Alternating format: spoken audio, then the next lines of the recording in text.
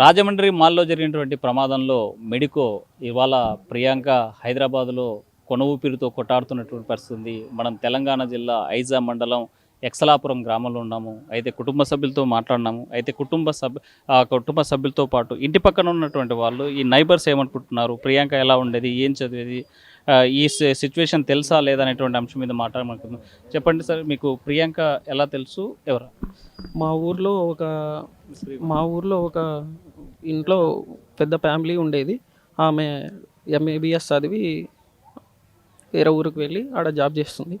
అయితే ఆమెకు ఇలాంటి కఠిన ప్రమాదం జరిగిందంటే మేము కూడా చాలా బాధపడుతున్నాము. కానీ ఈ నెలను మాత్రం వదలవద్దు సార్. వాళ్ళు ఇంత నిండు ప్రాణాన్ని ఏంటి కొరకు తీసినట్ట? ఆ పాపకు వాళ్ళకి ఏమన్నా కక్ష ఉందా? ఆ పాపపై వాళ్ళకి వీళ్ళకి ఏమన్నా మొదలు గొడవ అయిందా? లేదు కదా. వాళ్ళకి ఏం సంబంధం లేదు, మా పాపని ఇప్పుడే ఫస్ట్ టైం చూస్తున్నాం అని అంటున్నారు. మళ్ళీ వాళ్ళకి కజ్జ పెట్టుకునే కదా ఆ పాపని చంపినారు. అంటే ఎవరు అడగతోళ్ళు లేరా? వాళ్ళపై కఠిన శిక్ష ఎమ్మెల్యే అందరు పెద్దవాళ్ళు ఎస్ఐ అందరు కలిసి వాళ్ళకి ఉరి శిక్ష వేయాలని కోరుతున్నాం. ఇప్పుడు నిండు ప్రాణం వాళ్ళ ఇంట్లో పెద్ద ఆడపిల్ల, వాళ్ళ ఇంటికి బలం ఆమెనే. ఆమెకు ముగ్గురు, ఆయనకు బిడ్డలు ముగ్గురు అయితే పెద్ద అమ్మాయికి యాక్సిడెంట్ అయింది. ఇప్పుడు ఆయన గుండెలు బాదుకొని ఏడుస్తున్నాడు. ఆయనను చూస్తే మా కంట్లోనే నీళ్ళు వస్తున్నాయి సార్. ఇలా ఎన్ని ప్రాణాలు తీస్తారు వాళ్ళు మత్తు తాగి. అంటే కారు ఎక్కించి తలపై పగలగొడితే వాళ్ళపైన ఏమి రియాక్షన్ లేదా సార్? అంటే జనాలు చూసుకుంటూనే ఉంటున్నారా? ఆడనే ఉన్నారు కదా అందరూ ఎస్ఐలు, వాళ్ళలో పట్టించుకోవచ్చు కదా. ఇలా ఎన్ని ప్రాణాలు తీస్తారు సార్ వాళ్ళు? అంటే ఎవరు చెప్పతలేరా? ఇప్పుడు మా ఇంట్లో ఆడపిల్లల్ని కూడా బయటికి పంపేయాలంటే భయం వేస్తుంది ఇప్పుడు. మళ్ళీ ఇప్పుడు వాళ్ళకి ఆడపిల్లలు మళ్ళీ ముగ్గురు ఉన్నారు. ఇప్పుడు ఒక ఆడపిల్ల చచ్చిపోతే నాకు సంసారం మళ్ళీ ఇప్పుడు ఎట్లా పోయి వాళ్ళని పట్టుకొని మళ్ళీ ఏం చేస్తారు? వాళ్ళ గతి అండి. పోలీసుల నిర్లక్ష్యాన్ని ఎట్లా చూడాలంటే వాళ్ళ పోలీసులు కూడా ఏం జరుగుతుంది దేశంలో ఎట్లా ఏమి అని కొంచెం చూసుకోవాలి కదా సార్. ఇప్పుడు ఆడ సినిమాటాక్స్కి వెళ్తే ఆమెకి ఏమైనా గొడవ ఉందా? లేదు. ఆయన చెప్తున్నాడు మేము ఫస్ట్ టైం వాళ్ళ పాపని చూస్తున్నామని చెప్తున్నాడు. మళ్ళీ ఫస్ట్ టైం చూసిన ఆయనకు మళ్ళీ ఒక్కసారి గుద్ది మళ్ళోసారి వెళ్ళి మళ్ళీ తలపైన ఎక్కించినాడంటే ఆడ నిర్లక్ష్యమే కదా పోలీసులు వాళ్ళది కానీ ఎవరిదని కానీ ఉన్న వాళ్ళది ఆడ. అంటే దేశంలో ఇటువంటివి జరగకూడదు. ఇలాంటి తల్లిదండ్రులకు ఇలాంటి బాధలు రాకూడదు. దేశంలో ఇలాంటి జరగకుండా కఠిన శిక్షలు పడాలని కోరుకుంటున్నాం. అంటే తాగి ర్యాష్ డ్రైవింగ్ చేసి ఇట్లా యాక్షన్ చేసినటువంటి వాళ్ళని ఏం చేస్తే బాగుంటుంది? ఉరి శిక్ష వేయాలి సార్ వాళ్ళకు. అంటే వాళ్ళ వెనుక ఇంకా ఎవరున్నారు, ఎవరు చేయించినారో వాళ్ళని కూడా కొంచెం కనుక్కోండి సార్. వాళ్ళకి ఎవరైనా చెయ్యమని చెప్పినారా, లేదంటే ఇలా చేయాలని వాళ్ళకి ఏమైనా మనసులో ఉందా, ఆ పాపపై ఏమైనా కజ్జా ఉందా? అలాంటి వల్ల బయటికి తీసి వాళ్ళని ఏమేమి చేయాలో పెద్దవాళ్ళంతా ఎమ్మెల్యే కానీ ఎస్ఐలు కానీ అందరు కలిసి వాళ్ళ మీద కఠిన శిక్ష వేసి వాళ్ళని జైలు శిక్ష పడేటట్టు చేసి. ఎప్పుడన్నా ప్రియాంక వచ్చేదా ఈ ఊరికి? వచ్చేదేమో సార్, నేనైతే చూడలేదు. ఈరోజు ఫస్ట్ టైం ఫోటో చూపించినారు. ఆ పాపను చూసి నాకు చాలా బాధ చేసింది సార్.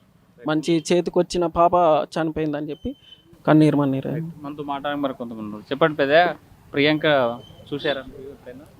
పాపను చూడలేదు సార్. వాళ్ళ డాడీ, వాళ్ళ మమ్మీ, వాళ్ళది ఊర్లో పెద్ద ఫ్యామిలీ సార్.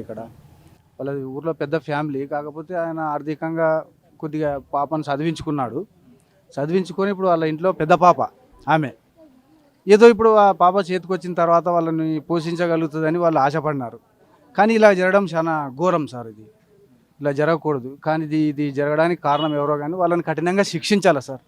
దేశంలో ఇటువంటివి జరగకూడదు సార్. ఇప్పుడు మనం ఒక ఎంబీబీఎస్ డాక్టర్ని తయారు చేయాలంటే ఎంత అమౌంట్ ఖర్చు అవుతుంది సార్? ఒక డాక్టర్ని మనం తయారు చేయగలుగుతామా? ఒకవేళ తయారు చేయాలన్నా కూడా ఆ 4 జున్నాళ్ళు కావాలా సార్? మరి ఇంత ఘోరంగా జరిగింది ఈ పరిస్థితి అంటే చాలా బాధ సార్. ఇది మీ ఊర్లో డాక్టర్గా వస్తుంది అనుకున్న ప్రియాంక ఈరోజు రాబోతుందని ఎలా చూడాలి సార్? ఇది చాలా దారుణం సార్. ఇలా జరగకూడదు. ఇలా ఎవ్వరికి కూడా జరగకూడదు. ఇది ఘోరమైన పరిస్థితి సార్. మేము టీవీ ఫుటేజీలో చూసాం సార్. వచ్చి ఇలా టచ్ చేసి మళ్ళీ ఆగి మళ్ళీ ఇంకోసారి టచ్ చేసి అప్పుడు పైకి ఎక్కింది సార్ కార్. అది చాలా ఘోరం సార్. వాళ్ళు ఎవరో కానీ వాళ్ళని కఠినంగా శిక్షించాలి సార్. ఇటువంటి పరిస్థితి జరగకూడదు.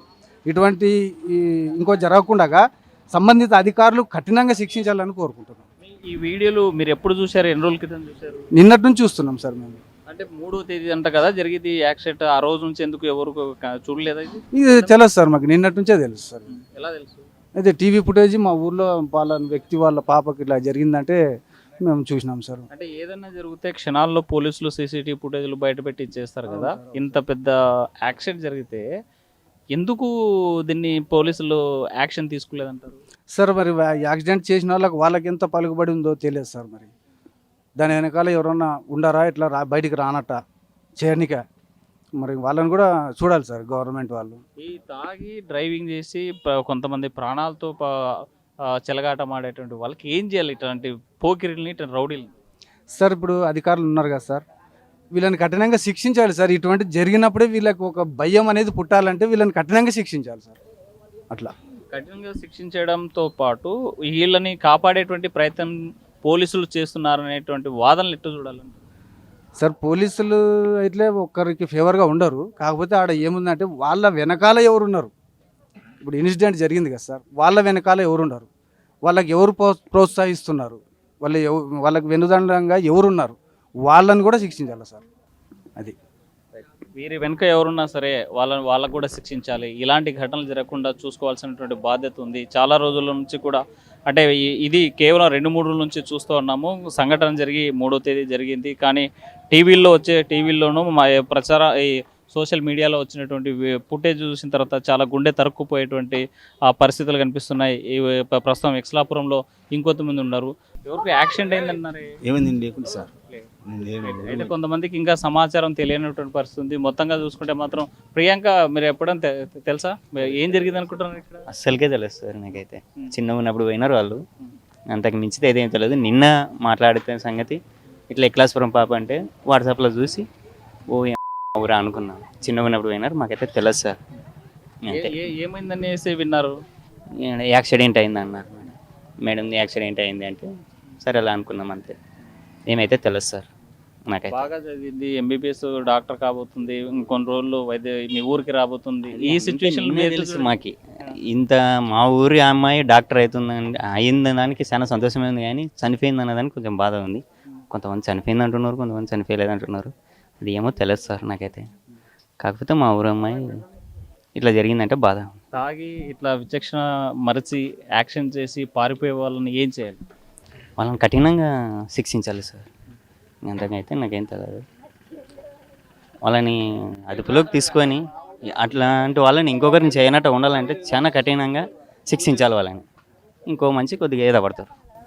నాకు తెలిసిన విషయం సార్. తప్పనిసరిగా మద్యం మత్తులో ఉన్నటువంటి వాళ్ళు జాగ్రత్తగా ఉండాల్సిందే. మద్యం మత్తులో ఉండి ర్యాష్ డ్రైవింగ్ చేసేటువంటి వాళ్ళకి కఠినంగా శిక్షించాల్సిందే. భవిష్యత్తులో ఎలాంటి ఘటనలు జరగకూడదంటే మాత్రం ప్రియాంక ప్రమాదానికి కారణమైనటువంటి వారిని కఠినంగా శిక్షించాలి, వారి మీద చర్యలు తీసుకోవాలి. అయితే ప్రియాంక ఎప్పుడో చిన్నప్పుడు ఈ ఊరు నుంచి వెళ్ళిపోయినారు విన్నా, కానీ డాక్టర్ అయ్యారు అనేసి సంతోషపెట్టడం, అదే సందర్భంలోనే ఈ వార్త వినడం మాత్రం చాలా బాధేస్తుందని చెప్పేసి స్థానికులు చెప్తున్నటువంటి మాట.